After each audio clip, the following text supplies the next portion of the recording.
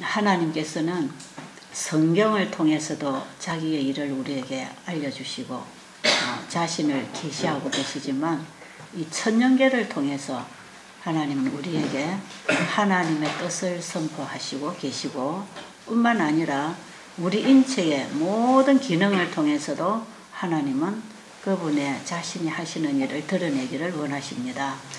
하나님은 우리에게 보이지 아니하는 영적 세계, 영적인 생명, 그것이 어떻게 우리에게 오는지 또 우리가 어떻게 회복할 것인지 이런 것들을 성경을 통해서 약속으로 우리에게 말씀하셨지만 사실은 이 천년계들을 통해서 우리에게 많이 가르쳐주고 계시는 천년계의 성경을 읽을 줄 아는 건 참 중요합니다.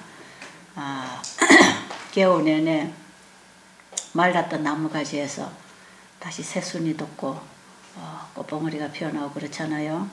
이것은 우리에게 무슨 메시지를 주느냐? 회복의 메시지를 줍니다. 회복의 메시지. 아담 하와가 범죄하기 전에는 이 나뭇잎이 떨어지는 일이 없고 꽃이 지는 일이 없어요. 풀이 지는 일이 없고 사람이 죽는 일이 없었습니다. 죽음이라고 하는 것은 죄와 함께 왔지요. 그래서 이렇게 겨울 내내 나뭇잎들이 떨어지고 풀들이 말라지고 앙상하게 가지만 남아있고 이런 것들은 죄의 흔적을 우리에게 가르쳐주는 거죠. 이 세상에 죄가 들어왔다는 거, 그걸 우리가 알기를 원하십니다. 그런데 거기에 때가 되니까 또다시 나뭇잎이 피어나지 않습니까? 그죠? 이것이 무성하게 자라서 꽃이 피고 열매를 맺고 수확을 하게 할 것입니다. 하나님은 우리를 회복시켜 줄 것입니다. 우리의 몸도 회복합니다. 우리의 몸도 이 세포가 끊임없이 병들고 죽어가고 그렇지만 날마다 우리 몸의 세포는 새 세포가 날마다 살아나고 있어요. 병든 세포가 나가고 건강세포로 살아나든지 또 우리가 어떻게 받아들이고 사느냐에 따라서 정상세포도 수명이 닿으면 나가버리고 다시 그 자리에 병질된 세포들이, 병든 세포들이 만들어지든지 우리의 몸은 하나님의 뜻을 따라 살아갈 때에 회복하게 돼 있지만 하나님의 뜻을 거절하고 살아갈 때에 변질이 되고 병들게 돼 있습니다. 끊임없이 살아나고 있다는 거. 어떻게 변하든지 변하고 있다는 것이고 사람도 그래요. 사람의 마음도 그렇습니다. 우리의 마음도 어떻게 변하든지 변한다는 것입니다. 가만히 있는 건 없어요. 그래서 우리 사람이 이 천년계의 법칙을 따라 또 우리 인체의 법칙을 따라 또 도덕 법칙을 따라 이 영적인 법칙을 다 이해하고 깨닫고 공부를 하게 되어 있는 것인데 이 천년계들은 하나님께서 주신 그 모든 법칙에 따라서 지금 그대로 돌아가고 있어요. 그러니까 계속 회복을 우리에게 보여주고 성장을 보여주고 있지 않습니까? 그죠? 하나님은 우리에게 이 천년계들을 통해서 배우라 그럽니다. 공중에 나는 새를 보라. 들의 백합화를 보라. 누가 기르신다고요? 하나님이 만드신 것을 하나님이 먹이시고 기르시고 입히시지 아니하느냐. 하물며 너희들일까 보냐. 우리도 그분이 먹이시고 입히시고 기르시기를 원하시는데 우리는 짐승이나 저런 식물처럼 하나님이 만들어 놓으신 법칙에 따라서 자동으로 순종을 하는 게 아니고 우리는 우리의 의지가 거기에 함께 연합해 줘야 되는, 그래서 하나님은 우리 인간을 이 식물의 세계와 짐승의 세계로 그런 수준으로 만들지 아니하시고 우리에게 자유의지를 주셔서 깨닫고 자기가 원해서 하고 싶어서 하도록, 그렇게 할 때에 되도록 하나님께서는 우리에게 자유의지의 권한을 우리에게 주셨습니다. 그래서 인간이 부여받은 최고의 권리는 자유의지입니다. 자유의지를 우리가 어떻게 활용하느냐에 따라서 회복이 되든지 변질이 되든지 이런 것이 우리에게 주어져 있는 시간들입니다. 어떤 분들이 이런 얘기 하대요. 여자들이 뭐 40이 넘으면 자기 얼굴에 자기가 책임져야 된다 이런 말 하더라고요. 여러분 그런 말 들어보셨어요? 자기 몸매에, 자기 외모에, 자기 인생에 자기가 책임을 진다. 참 그건 제가 상당히 일리가 있는 말이라고 생각이 듭니다. 사람은 자기가 무엇을 추구하고 무엇을 바라고 무엇을 먹고 마시고 살아가고 말하고 생각하고 이 모든 것들이 자기를 꼴지어 나갑니다. 우리는 좋은 쪽으로 끊임없이 변화가 되든지 나쁜 쪽으로 변질되어서 퇴화되든지 죽음으로 가든지 생명으로 가든지 우리의 삶 자체는요. 우리의 몸을 병들게 하든지 회복으로 가든지 그것도 우리가 결정하고 우리가 살아간 결과로 얻어진 열매들입니다. 그래서 사람은 성장해서 계속 배우고 먹고 교제하고 일하고 살아가면서 점점 좋은 것들을 개발시켜서 늙어갈수록 가장 아름답고 품위가 있고 가장 고상하고 가장 멋있는 사람으로 속과 이 끝에는 뭐 이게 머리도 다 휘어지고 뭐 세포도 다 늙어지고 때로는 우리가 또 육체적으로는 병이 들고 이렇게 할 수 있지만 이 속 사람이 날마다 새로워지면 그 사람의 마지막이 굉장히 아름다워집니다. 여러분 마음을 강팍하게 하지 마세요. 이 마음을 계속 강팍하게 하면요. 이것이 굳어져서 나중에 강팍한 사람으로 변해버려요. 우리가 성경에 보면 가장 쉬운 예로 우리가 바로를 들 수 있지 않습니까? 그죠? 바로가 계속 하나님이 보내시는 기별에 강팍했습니다. 거절했습니다. 하나님께서 모세와 아론을 통해서 그 수많은 하나님의 기별을 보내고 보여줬지 않습니까? 그죠? 하나님의 역사와 이적을 보여줬지 않습니까? 그리고 이스라엘 민족들이 사는 고센 땅에는 그 재앙이 하나도 내리지 아니하면서 하나님이 보호하신다는 것을 보여주시고 그 애굽에는 그 임금님 밥상에까지 말이에요. 전부 재앙이 임하고 나중에는 임금님의 장자까지도 죽게 되는 이런 재앙이 오면서 하나님은 그 바로가 회개하고 하나님의 백성이 자기의 백성이 아니라는 걸 알고 보내줘야 된다는 사실을 깨우쳐주기 위해서 끊임없이 메시지를 보냈습니다. 계속 보고 느끼고 경험하면서 그가 깨닫고 회개하도록 하나님께서 계속 메시지를 보냈지만 결국 바로는 자기의 장자의 싸늘한 시체를 안고 거기서 약간의 회심은 아니지만 아마 그가 두려워서 굴복했는지 모릅니다. 그리고 이스라엘 민족들을 보내준 이후에 결국 그는 또다시 마음이 강팍해졌어요. 또다시 강팍해져서 결국은 보내준 이스라엘 민족을 뒤따라서 그들을 다시 데려오기 위해서 끌어오기 위해서 뒤따르다가 결국은 그들이 홍해길을 건너게 되고 이스라엘 민족들이 홍해를 건넌 이후에 바닷물이 다시 합쳐져서 결국 바로는 바닷물에 수령되고 그 운명을 끝내게 되는 이런 과정은요. 우리의 인생살이 속에 하나님께서 우리가 어떻게 살아야 되는가를 보여주시는 거 아닙니까? 이스라엘의 역사는 오늘날 우리를 위하여 우리에게 거울이 되도록 하기 위하여 보내주셨다 그러죠. 하루하루 우리에게 주어지는 빛에 따라서 우리가 어떻게 반응하고 순종하고 결정하고 선택하고 살아가느냐에 따라서 자기의 인생이 꼴지워지는데 주어지는 빛을 거절하고 또 빛이 와도 거절하고 강팍하고 고집 피우고 죄 땡기를 고집하고 계속 하나님께로부터 오는 회개하고 돌아오라고 하는 기별을 포기하고 계속 자기가 원하는 길로 가면 그게 굳어진다는 것입니다. 자기가 돌아오고 싶어도 못 돌아올 지경에까지 이르러버려요. 이것은요, 우리 인생살이에서 얼마든지 볼 수 있는 얘기고 이런 공과를 우리가 배울 수 있는 것입니다. 정말 하나님의 말씀의 가르침을 따라서 살아간 사람들의 그 생애와 그 생애의 열매와 그들이 가지고 있는 인품과 그들의 그 모든 것을 우리가 볼 때에 그분들이 점점 하나님의 형상을 따라서 변화되는 모습. 그래서 이들이 정말 죽음 앞에 가서 70, 80, 90 죽음 앞에 가서 가장 하나님과 가깝게 교통하는 그런 모습, 그런 영적인 회복을 보도록 우리가 살아야 되는 것입니다. 아멘. 그런데 주어지는 빛을 거절하고 자기 고집대로 계속 하나님의 뜻을 역행하고 교회를 다닌다 할지라도 교회의 장로가 되고 어느 직책을 가진 유명한 학자가 된다 할지라도 우리가 주어진 빛에 순응하지 아니하고 그 들은 말씀에 아는 깨달은 진리에 순종하지 아니하고 자기를 굴복시키지 아니하면 이 자라고 하는 이것이 단단하게 자리를 잡아서 아주 영적 교만만 디덕디덕 붙어가지고 하나님의 은혜가 한 방울도 흐르지 아니하는 그런 모습으로 또 늙어가는 모습을 저는 참 교회 안에서도 많이 봅니다.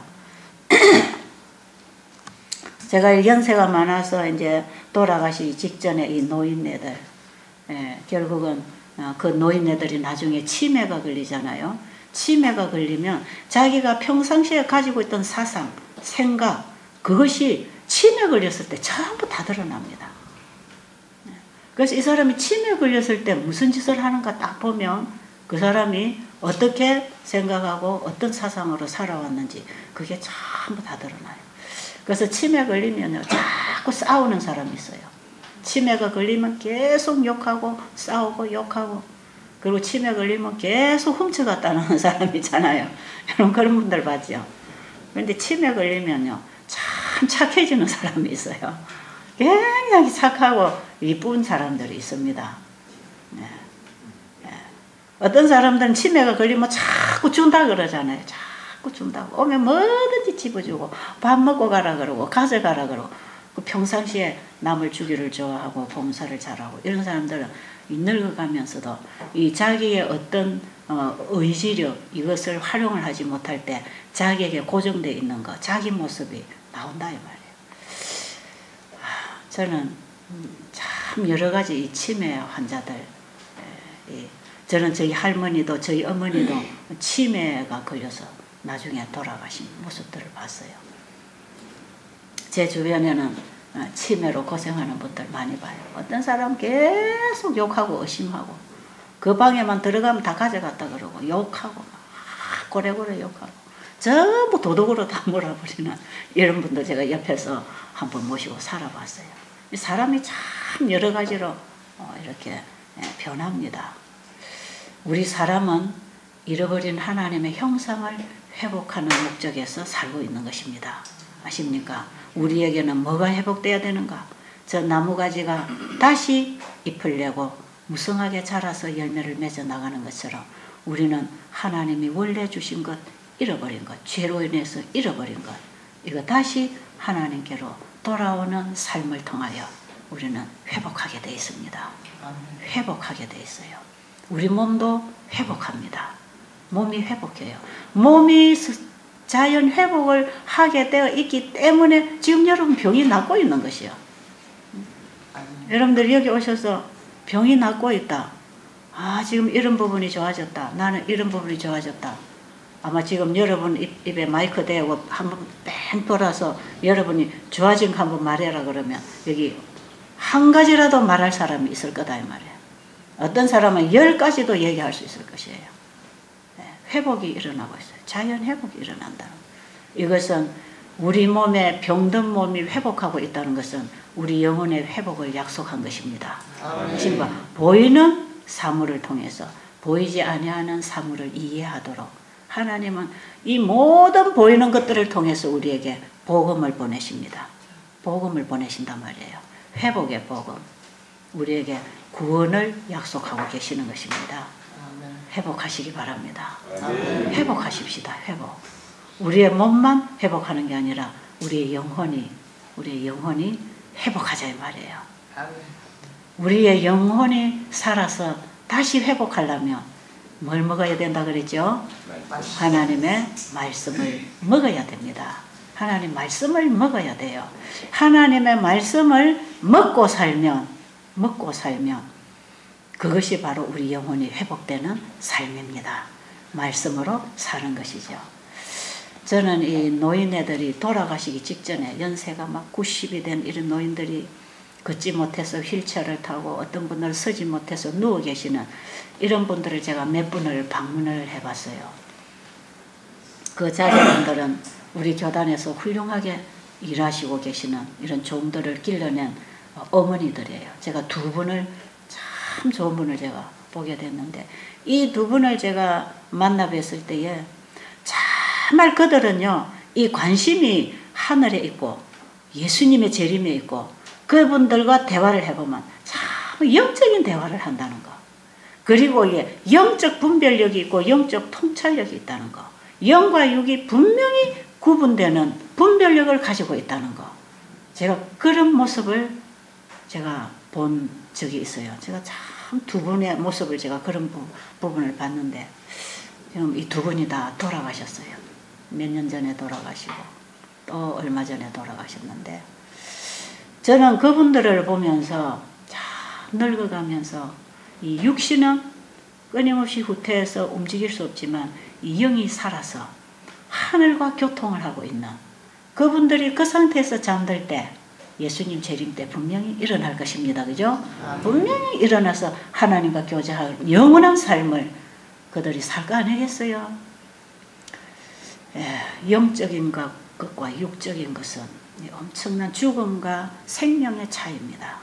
육으로 태어난 것은 하늘을 유업으로 받을 수 없지만 우리가 끝없는 영으로 하늘을 받을 거 아니겠습니까? 그죠? 회복하자 이 말이에요. 회복하자. 회복하자. 회복돼야 될 필요가 있습니까?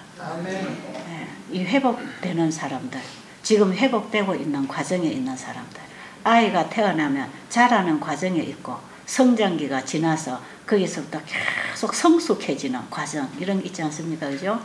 우리의 영적인 경험도 태어나는 과정이 있고 성장하는 과정이 있고 거기서 성숙해지는 그런 과정이 있어요. 이 과정 속에 우리가 들어가는 거 이게 회복하고 있는 사람들입니다. 정말 내가 영적으로 거듭났는가 다시 태어났는가 내가 지금 날마다 하나님의 말씀을 먹고 자라고 있는가 그리고 끊임없이 주님의 품성을 알아가는 그 마음으로 우리의 품성이 성숙해지고 있는가 이런 것들을 우리가 짚어가면서 내 자신을 관리하고 사는 것 이것은요 여러분 몸을 관리하는 것보다 더 중요합니다. 아십니까? 그래서 우리의 몸은 설령 회복이 안 된다 할지라도 우리 영혼이 거듭나서 회복해가는 경험 이 경험을 할 때에 우리는 죽음도 두렵지 않는 우리 육체의 고통이나 어떤 질고에서도 초월되고 해방될 수 있는 힘을 얻는 것입니다. 사람은 영혼의 갈등이 있어요. 하나님께서는 그 마음을 주셨어요. 그래서 사람에게는 영혼을 사모하는 마음을 주셨다 그랬잖아요. 우리 사람 안에는 영혼을 사모하는 마음을 주시고 우리는 영원히 살 수 있는 약속이 주어져 있고 우리는 영원히 살 사람들이기 때문에 영혼을 사모하는 마음이 있습니다. 그래서 아무리 늙어도 100살이 되어도 죽고 싶지 않은 거 살고 싶은 거 그래서 정상적인 사람은 살고 싶어요. 어떤 사람이 죽고 싶은지 아세요? 너무 고통스럽고 찌들려서 더 살 희망을 잃었을 때 죽고 싶은 그거는 우울증이 온 정신이 병이 들었을 때 죽고 싶어 하는 것입니다. 우리가 스트레스 많이 받고 참 고통스러운 인생을 살 때에 우리의 정신이 스트레스를 받고 병이 들잖아요. 이 병이 들면 죽고 싶다 그래요. 자꾸 죽고 싶다 그래요. 우리의 세포도 변질이 되면 죽음 쪽으로 갑니다. 계속 죽고 싶다 그러죠. 여러분 암세포가 생기면 이 몸은 자꾸 죽음 쪽으로 가는 것입니다.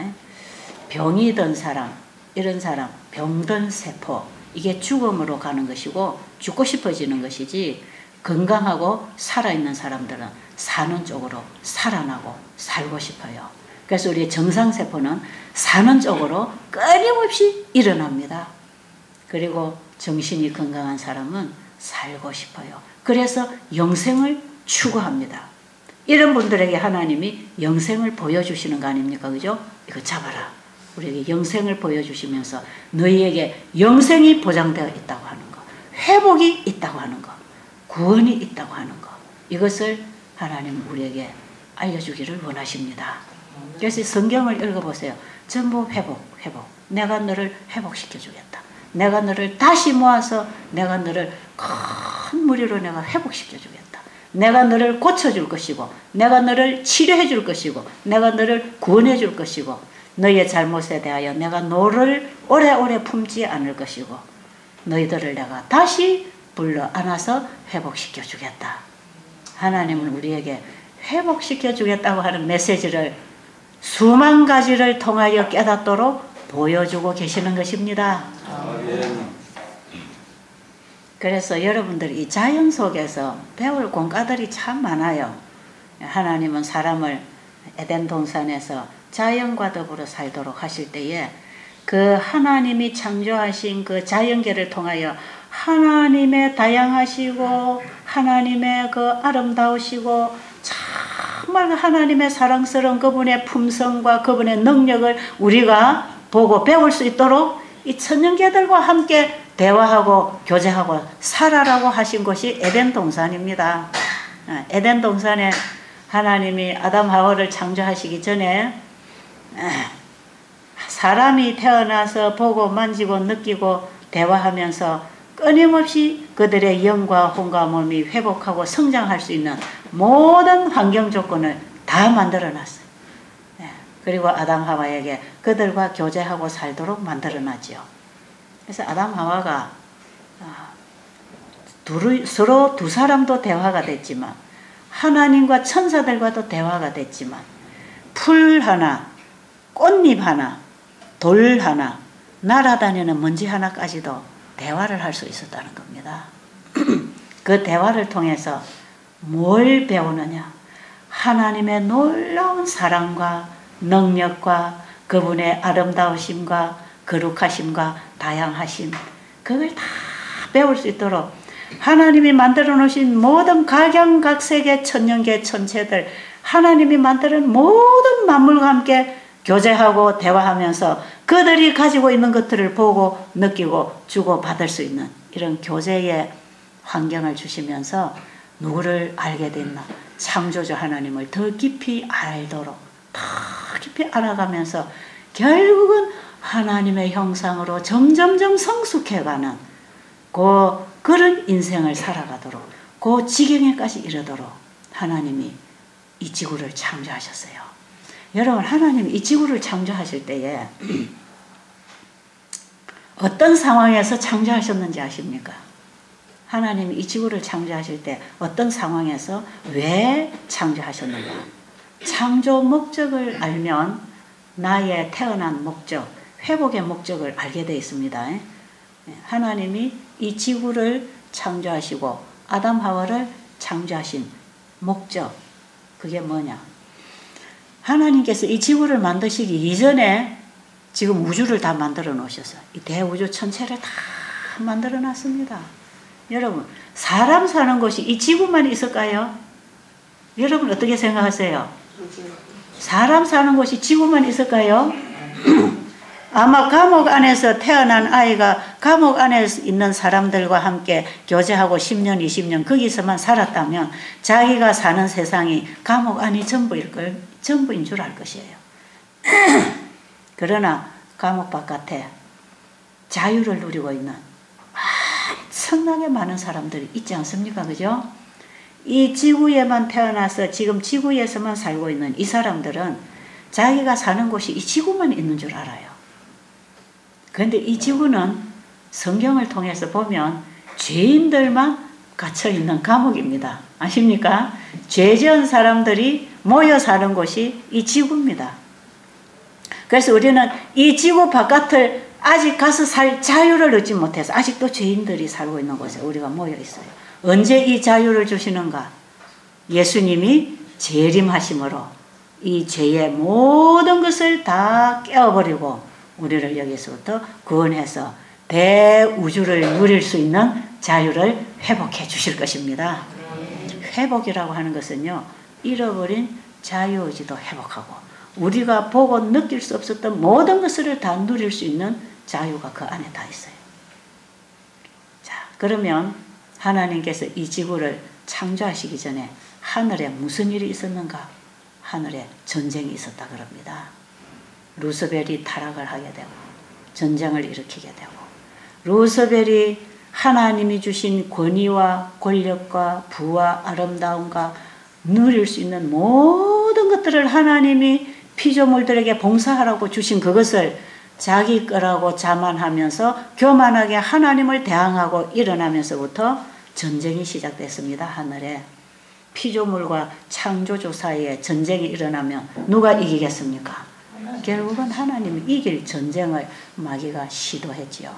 그래서 하늘에 전쟁이 일어나고 천사 3분의 1이 루스벨의 그 속임에 가담되고, 그 다음에 우주 거민들이 혼돈이 오고 흔들리기 시작하고 하나님의 품성에 오해가 될 소지들을 만들어 나가면서 이 사단이 자기의 군사 천사 3분의 1을 유혹해가지고 우주 거민들을 다 유혹해서 자기 편으로 만들려고 쿠데타를 일으켰다 이 말이에요. 그런데 마귀가 이겨요? 못 이겨요? 예, 이기지 못했습니다. 그리고 하나님께서 그가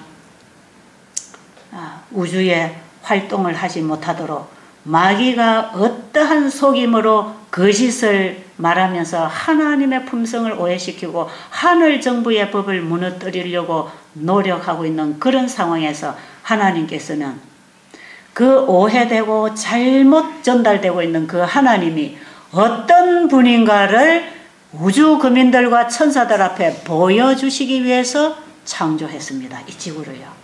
그래서 하늘에 죄가 들어온 이후에 지구 창조가 시작됐습니다. 그래서 하나님은 이 지구를 통해서 하나님이 어떤 분인가를 우주 거민들 앞에 드러내는 그 목적, 그것이 있었다는 거죠. 그래서 하늘에 하나님께서 하나님의 창조하신 모든 피조물들이 하나님의 말씀으로 창조되었고, 그 말씀으로 살 때에만 영원히 살 수 있는 그 생명의 법, 그것을 사람들에게 알려주고, 너는 내가 생명을 주고 내가 너를 창조했으니까 너는 내 생명을 받고 영원히 살아라. 이게 사는 법이다. 만약에 내 말을 거절하면 죽음이 온다. 그것이 에덴 동산에 세워진 선악과 얘기입니다. 하나님의 말씀을 순종함으로 영생할 수 있는, 우리는 순종의 조건에서 영생할 수 있는 피조물들이라는 사실을 하나님께서 알려주시면서 순종하라고 하는 법을 세워주시면서 불순종하면 죽는다고 하는 것이 선악과를 먹으면 죽는다는 얘기입니다. 그랬는데 이 루스벨은 뱀을 통해서 아담 하와에게 속여서 다시 죄를 짓게 했지 않습니까? 그죠? 자, 먹어도 죽지 않는다. 이거 뭐냐? 하나님 말씀 불순종해도 죽지 않는다. 이 말이에요. 선악과에 무슨 독이 있어서 죽는 게 아니고 하나님의 말씀 안 지켜도 안 죽는다. 그걸 마귀가 아담 하와에게 또 가지고 온 거다. 이 말이에요. 그게 그 얘기예요. 자, 그런데 하나님께서 아담 하와를 창조하시기 전에 이제 이 지구를 창조하실 때 창세기 1장에 보면 지구가 원래 어떻게 되어 있었다 그랬죠? 깜깜하고 혼돈하고, 그렇죠? 흑암이 깊음 위에 있고 하나님의 신이 수면에 운행하고, 말하자면 뒤죽박죽, 흙과 물과 돌과 모든 것이 뒤섞여 있고, 그 다음에 깜깜한 이런 상황에서 아무것도 없는, 아무 생명체도 없는 깜깜한 이 지구, 여러분 하나님이 창조하신 그 세상은요, 우리 지구가 있는 이런 것처럼 다 지금 있어요. 지금 하늘에 보면 수많은 별들이 있지 않습니까? 이 지구도 그 별들 중에 하나입니다. 외부에서 보면 이 지구도 하나의 별이에요. 우리가 지금 수많은 별들을 보고 있는데 그 별들에 하나님이 창조하신 피조물들이 많이 살고 있습니다. 자, 그런데 하나님이 이 지구를, 그 중에 하나 이 지구를 창조하실 때 이 지구는 아무런 생명체가 살 수 없는, 아무 생명이 없는 그런 상황에서 깜깜하고 빛이 없다, 이런 생명이 없다, 그런 뜻입니다. 이런 세상을 하나님이 생명을 주십니다. 그죠? 그게 빛이 있어라 하심에 빛이 있었고 생명이 들어오기 시작하는 거죠. 이제 여기서 우리가 뭘 깨달아야 되느냐 하면 하늘의 우주 거민들이나 천사들이나 타락한 천사일지라도 하나님이 일하시는 그 일을 통하여 하나님이 어떤 분인지를 이제 알아야 되는 것입니다. 그렇잖아요. 그러니까 아무 생명이 없는 곳에 하나님이 말씀하시니까 생명이 들어왔습니까? 맞습니까? 그러니까 생명이 어디에 있다는 것입니까? 하나님 안에 있다는 것을, 하나님의 말씀 안에 있다는 것을 그들이 알아야 된다 이 말이에요. 그래서 하나님은 이 천지 창조를 창세기 1장에 보면 전부 말씀으로 가라사대 할 때에, 예를 들어서 하나님이 땅에는 식물이 나라고 했을 때 식물의 종류가 얼마나 많았겠습니까 여러분? 식물의 종류가. 하나님께서 공중에 새가 날으라고 했을 때, 하나님의 입에서 새가 날으라고 했을 때 하나님 안에 있는 생명이 생명체로 날라 나올 때 그 모양이나 색깔이나 소리나 그 아름다움이나 그 다양함이 얼마나 많았겠냐 이 말이에요. 얼마나. 여러분 새 종류를 다 보셨습니까? 여러분 새 종류 아직 다 안 보셨죠? 그런데 이것은요 많이 지금 없어진 상태에서 우리가 약간 보고 있는 것이고, 여러분이 물에 있는 물고기 종류를 다 보셨습니까? 수족관에 갖다 놓은 물고기가 전부가 아니에요. 많이 우리는 지금 보지 못하지만 우리 눈으로 볼 수 있는 종류만 해도 얼마나 많고 다양하며, 여러분 식물원에 가서 거기 자라는 식물들이나 꽃이나 모양들을 우리가 지금 다 보지 못했잖아요. 그런데 그 식물원에 있는 그 식물들, 그 자연 속에 있는 이 자연계들을 우리가 볼 때마다 거기 얼마나 하나님이 섬세하고 아름답게 만들어 놓으신 다양한 식물들이 있냐 이 말이에요. 하나님이 있어라 하실 때에 그 생명과 함께 생명체들이 만들어져 나올 때에 그것이 얼마나 아름답고 다양하고 그 색깔은 얼마나 또 고상하고 아름다우냐 이 말이에요. 하나님이 만들어 놓으신 색깔을 따가지고 사람이 만든 색깔이 이런 색깔입니다. 이런 색깔. 아십니까? 하나님은 참 다양하시고 아름다우시고 품위가 있으시고 고상하시고, 그 다음에 하나님이 사람을 얼마만큼 사랑하시냐 하면 사람이 조금도 불편함이 없도록 사람을 태어나게 하기 이전에 하나님께서는 사람에게 필요한 모든 것을 다 만들어 놓고 거기다가 사람을 다 태어나게 해서 양탄자 같은 잔디 위에서 뛰어놀게 하시고, 하나님이 미리 만들어 놓으신 곤충과 식물과 짐승과 모든 것들과 대화하면서 교제하면서 즐길 수 있도록 하나님께서 사람을 위하여 모든 것을 다 준비해 주시고, 그 사람에게 끊임없이 하나님은 내가 너를 창조했으니 너의 모든 필요는 내가 영원히 공급해 주겠다고 하는 약속이 안식일 계명 속에 들어있는 것입니다. 그게 7째 날에 만들어진 안식일입니다. 이 창세기 1장과 2장으로 건너가면 하나님이 창조하시고 만드신 그 모든 일로 인하여 하나님은 너무나 만족하시고 기뻐하시고, 이 창조 과정을 누가 봤습니까? 누가 보고 있죠 지금? 이 창조 과정을 범죄하지 아니한 우주 국민들이나 또 타락한 천사나 거기에 속한 천사들이나 그렇지 않은 천사들이라 할지라도 하나님이 만들어 놓으신 우주의 모든 피조물이 지금 하나님의 창조 사업을 지금 보고 계십니다. 자기들이 나와서 사는 걸 어떻게 된지 잘 몰라요. 내가 나와보니까 다 있었기 때문에. 그런데 지금 창조되는 과정을 이들이 보면서 자기들이 어떻게 창조되었으며 어떻게 살아가야 되는지, 자기를 창조하신 그 하나님이 어떤 분인지 지금 배우는 거 아니겠어요? 그러겠죠? 여러분은 여러분이 태어나기 이전에 어떤지 잘 몰라요. 여러분이 태어나 보니까 그게 다 있었지 않습니까? 그죠? 하나님께서는 우주 국민들에게 이걸 다 이제 보여주시기 위해서 하나의 교과서로서 창조부터 한 장 한 장 교과서를 넘기면서 오늘날까지 이루고 있는 것입니다. 이 지구에 하나님의 계획이 있습니다. 아십니까? 지금 제 얘기가 무슨 얘기인지 까마득 합니까? 좀 짚어집니까? 이해가 좀 되십니까? 이 지구는요 우주 속에 맨 늦게 창조됐어요. 이런 목적에서 창조하셨어요. 이 우주에 하나님에 대한 오해, 그들을 살도록 주신 하나님의 율법, 이것이 파괴되고 무너지면 하나님의 창조물, 피조물은 완전히 붕괴되는 것입니다. 다 망가지는 것이에요. 하나님은 이 우주를 영원히 살게 하시려고, 영원히 붙들어서 그분과 함께 영원히 살도록 해주시기 위해서 이 지구를 통해서 가르치고 계신단 말이에요. 가르치고. 그래서 이게 교과서라는 것입니다. 이 지구에 관한 얘기는. 자, 이렇게 해서 그들이, 아담 하와가 나와서 하나님의 형상으로 만들어졌지 않습니까? 하나님과 교제하고 하나님의 말씀을 듣고 배우고 천년계들과 더불어 함께 대화하고 교제하면서 배울 수 있는 공과가 얼마나 많이 늘어져 있는지 몰라. 그 속에서 아담 하와는 끊임없이 보고 듣고 교제하고 배우고 먹고 마시고 살도록.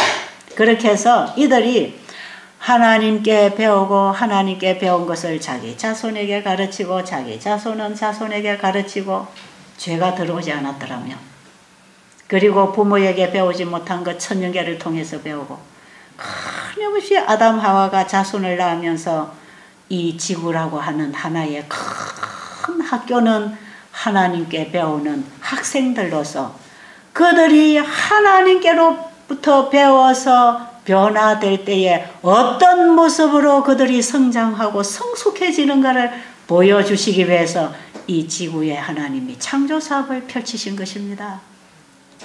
그래서 하나님께서 아담 하와에게 가르치고 아담 하와는 자식에게 가르치고 우리는 배우고 사는 존재 아닙니까? 맞습니까? 사람은 태어나서부터 죽을 때까지 배우고 삽니다. 무엇을 배우고 선택하고 결정하고 사느냐에 따라서 내가 꼴지워진다 이 말이에요. 그럴 때 우리 인간은 누구로부터 배우고 영향을 받고 그 가마권 속에서 그분의 법칙에 따라서 먹고 마시고 사느냐에 따라서 어떻게 우리가 성장하느냐, 이것이 정해져 있기 때문에 우리는 바로 배우고 바로 알고 바로 살아야 된단 말이에요. 그 바르다는 것이 하나님의 말씀, 진리 아닙니까? 그렇죠?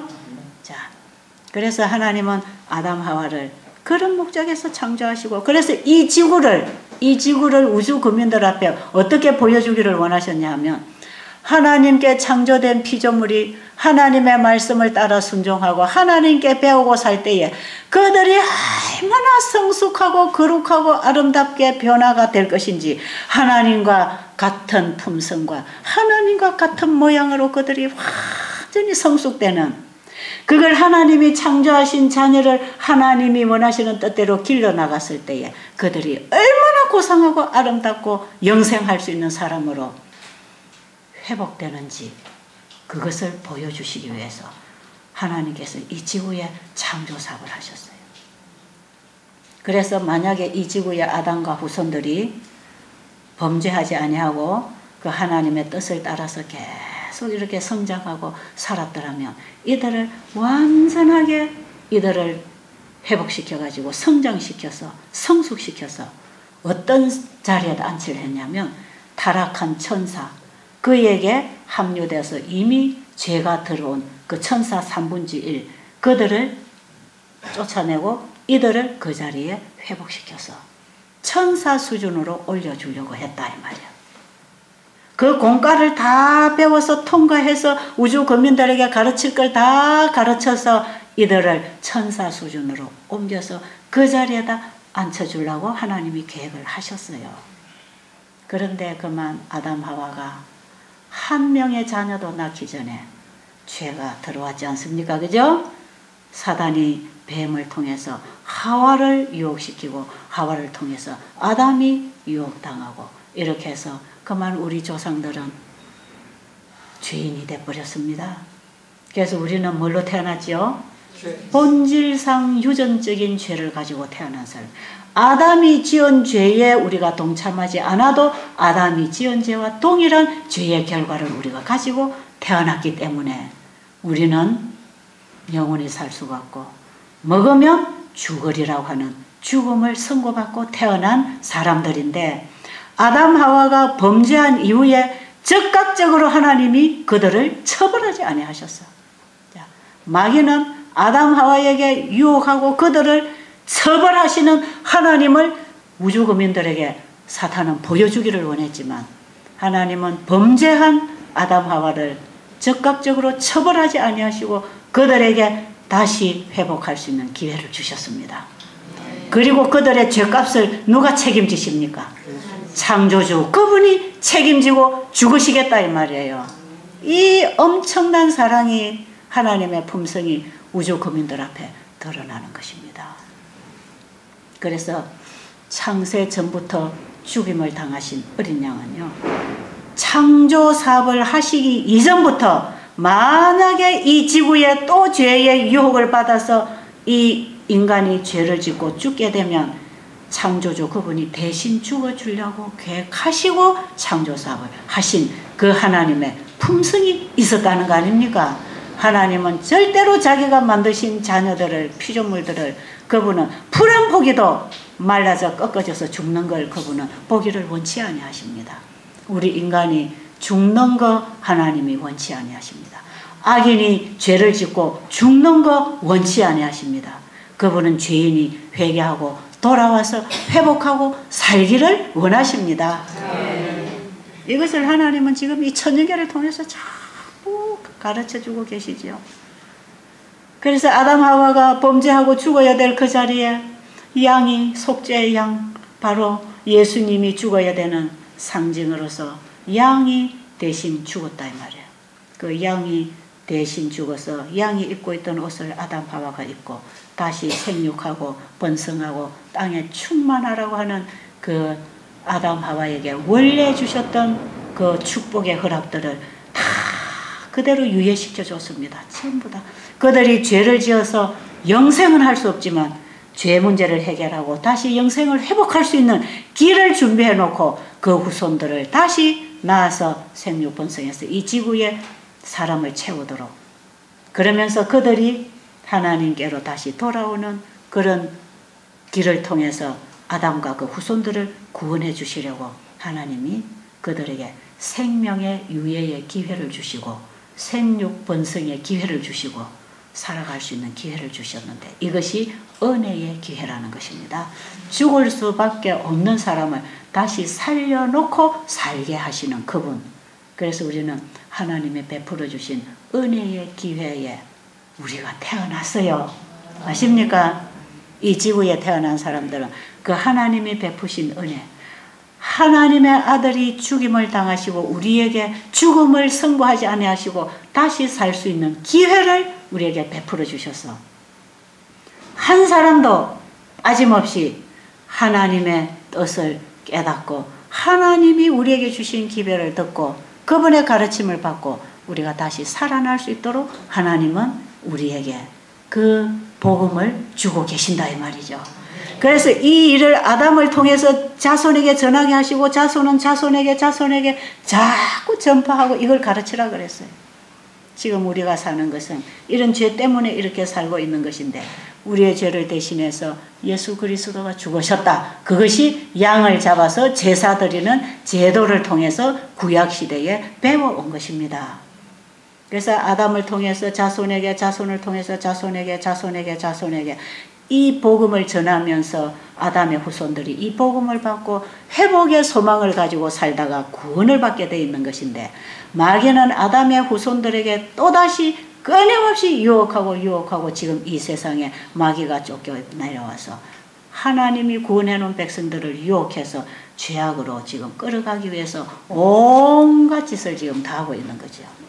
그래서 하나님은 아담 하와를 통해서 후손을 통해서 계속 전달돼야 될 이 복음이 말이에요. 사람이 타락하고 사람의 입을 통하여 이 복음이 전파되는 것을 불가능하게 보신 하나님께서는 사람을 불러서 성경을 쓰게 했습니다. 성경을. 아십니까? 그래서 성경책이 만들어졌다 이 말이에요. 사람들을 그 시대에 하나님의 성령의 지도를 받고 하나님과 교통할 수 있는 그 사람들을 통하여 하나님이 성경을 기록하게 되죠. 그래서 성경을 기록해서 창조와 죄와 구원 문제를 다루면서 우리 죄인들에게 끊임없이 회복의 복음을 보내고 계십니다. 하나님. 지금도 우리에게 내게로 돌아오라. 집 나간 자녀들아 아비에게로 돌아오라.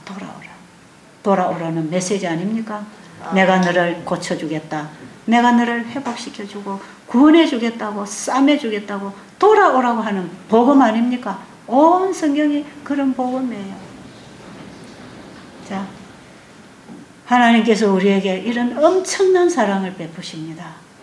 그리고 돌아올 수 있는 길을 준비하셨고, 예수님은 약속대로 2000년 전에 이 땅에 오셔서 우리 인류를 위하여 목숨을 다 내놓으시고 십자가에 죽으시고, 우리가 그분으로 인하여 구원을 받도록 하나님이 다 만들어 놓으셨어요. 이 복음을 우리가 받아야 됩니다. 아십니까? 이 복음을 받아야 돼. 이 복음을 들어야 돼. 그래서 하나님께서는 이 세상에 이 복음을 못 들은 자가 하나도 없도록 계속 복음을 땅끝까지 전파하라는 거예요. 그래서 이 사실을 깨닫고 복음을 받아들인 사람이 할 일은 이 복음을 전파하는 일보다 더 중요한 일이 없는 것입니다. 그렇잖아요. 이 사실을 알고 지구의 창조 목적을 알고 우리가 왜 태어났는지 왜 사는지 이것을 우리가 분명히 알고 나면 할 일은 이 모르는 자들에게 이 사실을 알려주는 것, 이거 외에 할 일이 뭐가 있습니까? 이게 제일 중요한 일인데. 그래서 진짜 이 구원의 도를 깨달은 사람은 구원의 복음을 전하는 사람이 되는 것입니다. 그래서 전도하라 해서 전도하러 다니는 게 아니고, 자기가 이 사실을 깨닫고 나면 죽어가는 사람들 그대로 죽도록 내버려 둘 수가 없으니까 그들을 살아라고 계속 하는, 그게 여러분 하나님을 사랑하고 내 이웃을 내 몸처럼 사랑하라는 계명이 이런 계명입니다. 근데 사람들은 뭐 자기가 조금 선한 행위 해놓고 선한 행위 안 하는 사람을 흉을 보고 판단하고 심판하고, 인간은 다 도토리 키재기 식으로 죄인들이 죄인을 심판하고 판단하고 그러지 않습니까? 그죠? 진짜 하나님을 사랑하고 이웃을 사랑하는 사람은요, 이웃을 위하여 어떻게 사는가? 그들을 구원하기 위해서 사는 것입니다. 나를 위해서 사는 게 아니고 그들을 구원하기 위하여 사는 사람이 하나님 사랑하고 이웃 사랑하는 사람입니다. 하나님은 우리가 하나님께 속한 사랑을 가지고 살기를 원합니다. 아십니까? 우리 죄인들이 하는 이기적인 자기의 덕망이나 자기의 자존심을 위하여 자선사업을 하는, 그래서 자기 이름을 내는 사업이 아니고, 우리는 정말 하나님이 나를 구원하기 위하여 이러한 사랑을 베풀어 놓으셨다는 사실을 알고 하나님의 뜻을 따라서 하나님이 구원하고자 하는 그 영혼들을 구원하기 위하여 살아갈 때 하나님 사랑, 이웃 사랑을 하고 사는 거다 이 말이에요. 이렇게 해서 우리가 그렇게 살아갈 때에 우리의 품성이 하나님의 품성으로 점점 닮아가서 성숙해지게 되어 있습니다. 그래서 우리가 이 땅에 태어난 목적, 하나님의 뜻을 분명히 알아야 되는데, 그래서 하나님께서는 모든 사람들에게 이 기별을 전하기를 원하시고, 듣든지 아니 듣든지 그들의 자유의지가 결정을 해야 되겠지만, 하나님께서는 듣든지 안 듣든지 복음을 전파하라는 것입니다. 그래서 이 지구에 한 사람이라도 이 복음을 들어서 구원을 받을 사람이 있으면 하나님은 끝을 안 내십니다. 아십니까? 한 사람이라도 이 복음이 들어와서 복음을 기다리고 복음을 만나기를 원하는 사람이 있다면 어떤 과정을 통해서도 그에게 복음을 주실 것이에요. 그렇지 않습니까?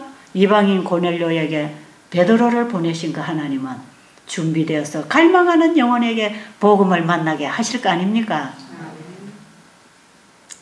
그저께 우리 가신 충청도에서 왔다 가신 우리 어머니 계시잖아요. 얼굴 납작하게 생긴 어머니 계시잖아요. 정말 이분이 장로교로 갔다가 어디로 갔다가 이분의 인생이 너무 고달퍼요. 여러분들이 아마 좀 얘기를 들으셨는지 모르지만 남편이 너무 힘들게 해서 일찍이 이혼을 하고, 그 다음에 그 자식 둘을 키우면서 보따리 장사 해가면서 참 고생하면서 혼자 또 살 수 없어서 또 어떤 남자를 만났더니 또 그 남자가 또 힘들게 하고 또 어떤 사람은 죽고, 이런 식으로 하면서 바꿔가면서 이 거친 인생을 살아왔는데, 지금은 마지막에 자식까지 이제 어머니의 재산을 다 탕진하고 어머니가 아무것도 살 보장이 없도록 다 날려버리고, 얼마나 괴롭겠어요. 얼마나 괴로운 인생입니까? 그 괴로운 인생이 살 길을 찾으려고 이 교회 문을 두드리고 저 교회 문을 두드리고 나중에 안식일 교회까지 문을 두드리고 다 가봤다는 것입니다. 이제 우리 안식일 교회 들어온 지는 이제 한 2년밖에 안 됐더라고요. 아직 공부를 잘 못해서 보니까. 그러다가 자기가 죽게 생겨서 너무나 정신적으로 고통이 오고, 그 자기 남동생이 이 동네 살아요. 이 동네 사는데 남동생이 불러다 여기를 데려다 놓은 거예요. 가시면서 뭐라는지 알아요? 이제 나는 죽어도 좋고 살아도 좋고, 있어도 먹을 게 있어도 좋고 없어도 좋고, 내가 그동안에 그렇게 찾고 갈망하던 영생을 자기가 잡았다는 것입니다. 그러면서 눈물을 흘리고, 자기 옳게 하고 남동생이 와가지고 그 얘기를 듣고 얼마나 감동을 받는지. 이 옥종이라는 동네 그 남동생이 이장을 하고 있어요. 여기 소식을 그 교인들을 통해 들었다면서, 그래서 여기를 자기 누님을 데리고 왔다고. 근데 그 동생 옳게를 앉혀놓고 자기 막 멈출 새가 없이 막 감정을 하셔. 내가 이제 이걸 내가 그동안에 얼마나 찾았는지, 내가 이 길이 있을 걸 내가 알았기 때문에 이게 어디에 있는지, 내가 정말 하나님의 손을 잡을 수 있는 길이 어디 있는지, 그걸 이 사람이 그렇게 찾았다고 하잖아요. 하나님은 그 영혼을 이곳으로 보내서 만나게 하셨다고 저는 생각이 들지요. 여러분이 어느 곳에 있든지 정말 여러분들이 그 나라와 의를 추구하는 갈망이 있다면 하나님이 만나게 해주십니다. 이런 영혼이 이 지구에 한 명이라도 있으면 예수님은 재림하실 수가 없어요. 그 영혼이 준비되도록 기다리시는 것입니다. 그래서 그들에게 이 빛이 들어가도록 하나님은 은혜의 기회를 늦추어주고 계시지 않습니까? 그죠? 우리를 기다리고 계신다 이 말이에요. 지금 예수님은 곧 재림하실 시기가 이미 지나가고 있지만 그 한 영혼 한 영혼이 있기 때문에 지금 기다리고 계시는 과정이 있습니다. 저는 여러분들을 만나면서 이 창조 목적과 하나님의 뜻, 내가 누구며 왜 살아야 되는가, 이 큰 진리를 제가 깨닫게 되면서 제가 만나는 사람들에게 어떤 마음으로 제가 복음을 전하느냐, 듣든지 안 듣든지 전파하면 거기에 갈망하는 영혼이 받아갈 것이다. 저는 그거 기대합니다. 아마 지금 여기 수십 명 몇십 명이 앉아 계시지만 제가 하는 얘기를 다 어떻게 받을지 몰라요. 여러분들이 제가 원하는 대로, 제가 주고 싶은 걸 여러분이 그대로 받으면 좋겠지만, 어떤 사람은 지금 눈은 뜨고 있어도 생각은 딴 데가 있을 수도 있고, 어떤 사람은 눈만 껌뻑껌뻑하고 무슨 소리인지 못 알아들을 사람도 있을 것이고, 어떤 사람은 들어오기는 하는데 자기 수준에서 자기가 준비된 것만큼 또 반짝반짝 뭐가 들어오고 있는 것이고, 이것을 갈망하고 원하던 자는 그걸 확 붙잡는 것입니다. 아십니까? 그런 분이 여러분 중에 한 분만 있다고 해도 하나님은 이 베델 수양원을 지켜주실 거 아닙니까? 네, 그 영혼들을 위해서 이 베델 수양원을 지켜주시고 일하게 하실 것입니다. 저는 그런 믿음으로 일을 하고 있는 것입니다. 1년이면 거의 1000여 명이 교차하는 곳입니다. 여기가. 여러분들이 계속 들어오고 나가고 들어오고 나가고 계속 지금 어지거지 이틀 사이로 얼마나 또 교차가 됐습니까? 그죠? 계속 교차되는 가운데 하나님이 어떤 사람을 보내실까? 제 믿음으로 제가 해야 될 사명에 의해서 본다면 그 한 준비된 영혼을 하나님 여기 보내실 것이다. 그렇기 때문에 어떤 사람들은 감당할 수 있고 어떤 사람은 감당할 수 없고 어떤 사람은 듣기 싫어하는 복음이라 할지라도 전파해야 된다. 전파해야 된다. 그래서 여러분들이 그 기회를 들을 수 있는 기회를 줘야 되는 것이다. 그래서 저는 여러분들이 분명하게 원하기만 하면 붙잡을 수 있는 구원의 도를 전파하고 있는 것입니다. 이것은 여러분이 병 낫는 것보다 더 중요하다 그랬죠? 중요한 것입니다. 저는 이 중에 그런 분들이 많이 일어나기를 바랍니다. 여러분 우리 함께 영생을 회복합시다. 하나님 우리에게 영생을 주시려고 이렇게 기다리고 계시는데 왜 여러분은 죽음을 향하여 고집하려고 하냐 이 말이에요. 하나님 앞으로 돌아가십시다. 어제 아침에 제가 말씀드렸죠. 하나님 우리에게 생명주를 뭘로 보내신다? 말씀으로 보내신다. 예수님도 말씀이 육신이 되어 오신 분이고 사람들에게 말씀을 전파하시고 말씀으로 사람을 살리고 말씀으로 귀신을 쫓아내시고 말씀으로 일하신 분입니다. 그 말씀으로 일하시는 그분, 우리가 말씀을 받을 때 우리를 구원해내실 것입니다. 그 말씀이 우리에게 생명줄로 던져졌다는 사실을 아시고 오늘도 하나님께서 주시는 말씀에 마음으로 받아들이기를 바랍니다. 네. 근데 제가 요즘에 보면 참 옛날하고 달라서 사람들의 마음이 너무 완고하고 너무 회개를 안 하고 하나님께 너무 굴복 안 하고 진리를 사랑하지 않고 진리를 원하지도 않고 이런 사람들이 너무너무 많아요. 그래서 저는 구원받을 사람들이 점점 더 없어지고 사단의 종으로 많은 사람들이 떠내려가고 있다는 걸 보는 것입니다. 하나님의 생명의 빛이 통과할 수 없을 만큼 사람들의 마음이 깜깜해서 이제는 더 이상 진리의 빛이 들어갈 수 없다면 예수님이 끝내시겠죠? 그 때가 되기 전에 우리가 진리의 빛을 발견해야 되고 받아야 됩니다. 아멘. 우리에게 은혜의 시기가 얼마 남지 않았어요. 우리 개인의 은혜의 시간이 얼마나 남았는지 지금 모릅니다. 이 지구적인 역사적인 은혜의 시기가 얼마나 남았는지 우리는 지금 예언을 통해서 보면 곧 끝날 지점에 와 있습니다. 여러분이 이제 오늘 내일 여러분들이 저녁에 여러분들이 보는 이 우리 김대성 목사님의 강의를 들으시면 지금 이 지구의 역사가 어느 지점에 와서 얼마만큼 지금 예수님의 재림이 가까운지 예언을 통해서 시대적인 징조를 또 여러분이 짚을 수가 있는 것이지만 그보다 더 중요한 것은 우리 개인의 종말이 언제 올 건지 모르잖아요. 그러니까 오늘 준비해야 됩니다. 지금 준비해야 됩니다. 아십니까? 여러분 여기 오신 기회가 구원을 준비하는 기회가 되시기를 간절히 바랍니다. 기도드립니다. 하나님 아버지, 오늘 하루 주어진 은혜의 시간 낭비하고 잃어버리지 않도록 우리의 마음을 진지하게 하시고 간절하게 하셔서 하나님이 주신 생명줄을 잡게 하여 주시옵소서. 예수님 이름으로 간절히 기도드립니다. 아멘.